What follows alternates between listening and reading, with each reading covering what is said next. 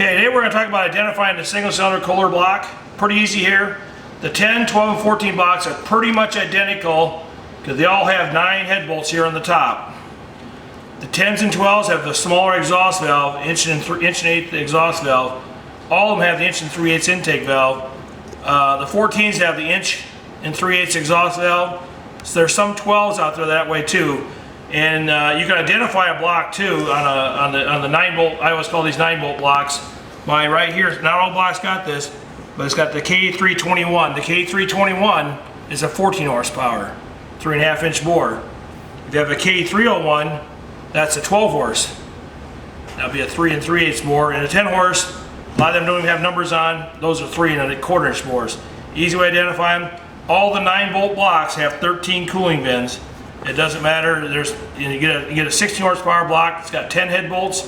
They have a 12 fin block and a 13 fin block. 13 fins is a little heavier duty block, and they're a little more rare than the 12 fin. But all these 10, 12, and 14s all had 13 cooling fins, so there's no difference in that part of it. There's difference in thicknesses, and the best way to do is take a caliper, like a caliper used for a wood lathe, and you go between these cooling fins and measure how big your bore is on the outside of it, so you got an idea how thick your block is.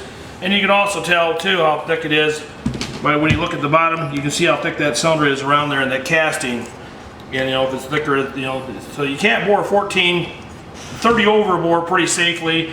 You can go 60 over bore and it's probably going to break, and if they do break without a head strap, they'll just lift the jug. 14s have a real tendency on the 3rd cooling fin down, 1, 2, right here. That cooling fin there is the thinnest spot in the block, and that's usually where it lifts the jug. It's right at the bottom of the head bolts. Head bolts stop right above that. So it's important to use a head strap on a 14 for sure all the time. You can go 60 over bore. That's just not, it gets pretty thin cylinder walls, but you can, if you find a really thick 14, you might go to 3 5/8 if you're lucky. That'd be really stretching though. And like 16s, they got 12 fins and 13 fins, and they have 10 head bolts, and they're the K341. I would say K341, some are not marked. So you just gotta make sure of that. And the other thing too, on a stocker motor, if you're gonna run a governor motor or even open RPM, throw these, there's balance gears that go on these 2 shafts right here. If you have those balance gears, take them off, throw them away, because especially open RPM, have a big tendency for those needle bearings to go bad, and then the gear falls out and grenades the motor. So take the grenade gears out and you'll be a lot happier. Matter of fact, that's what happened to this motor here. The one bearing went bad, it kicked the rod out. It actually has a chip at the bottom of the cylinder, but it's a good block otherwise. That little chip ain't going to hurt anything. Just if you have a block that's got a chip like that and you want to run it, just take a die grinder and kind of smooth the edge out a little bit so it's not a sharp edge there.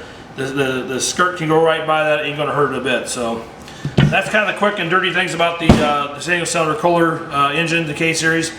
How to identify them easily. And like I said, the 16 horsepower block, that's 3 3/4 bore. You can bore them to 3 15/16 pretty safely. Had a 13 fin block, you probably bore it to 4 inch, but you still want to head strap it if you're going to run those bigger bores.